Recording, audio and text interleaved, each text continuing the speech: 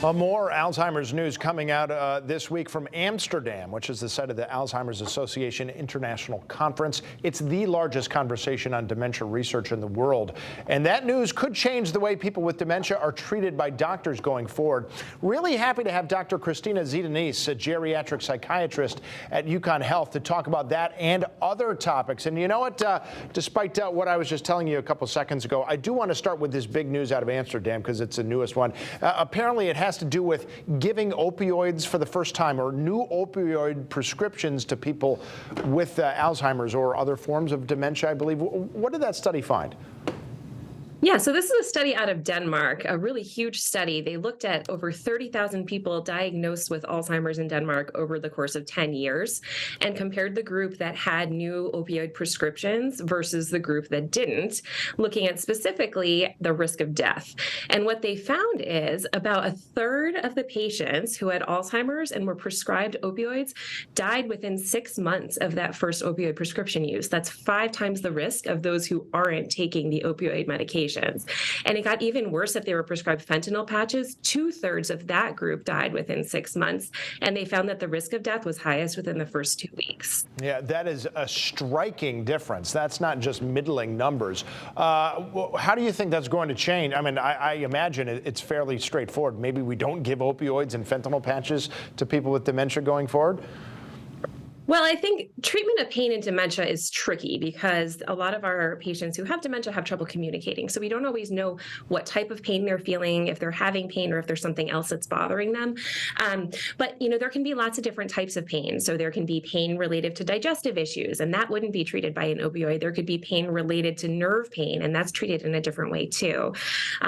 So I think treatment of pain is critical, but I think it's going to, raise the awareness that you don't necessarily and you shouldn't jump to an opioid pain medication first. There you go. All right, let's talk about some good news. Obviously, we had some of the best news we've seen in almost a quarter century when the FDA approved lecanemab, or Leqembi, for help with people. And now there's a new drug, donanemab. Did I say that right? Donanemab. Yeah. Thank you. That I guess looks possibly even more promising. Granted, it's not approved yet, but where do we stand with that? Right. So donanemab does not yet have FDA approval, as you said, but this is another drug in the same class as Leqembi. It's a monoclonal antibody for the treatment of Alzheimer's disease.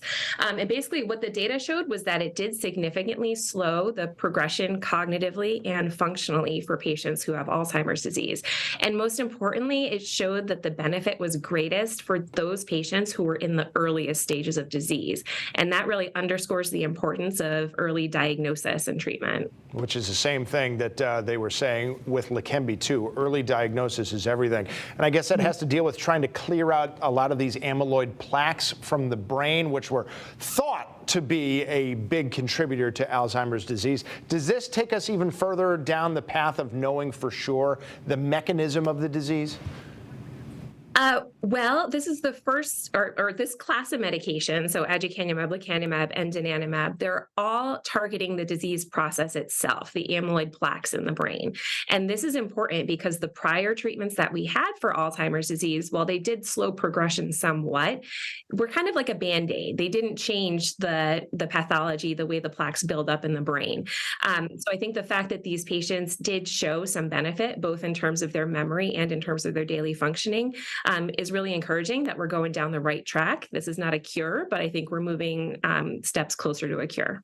That is absolutely fantastic. Dr. Zdanys, thank you so much for taking the time to give us all this information. I'm in such a wide range of stuff here. And even though that opioid report is alarming, I imagine that knowledge is going to be very, very good going forward and could save a lot of lives. Hugely important, definitely. Absolutely. Doctor, thank you so much for your time. Dr. Kristina Zdanys from UConn Health. Thank you so much.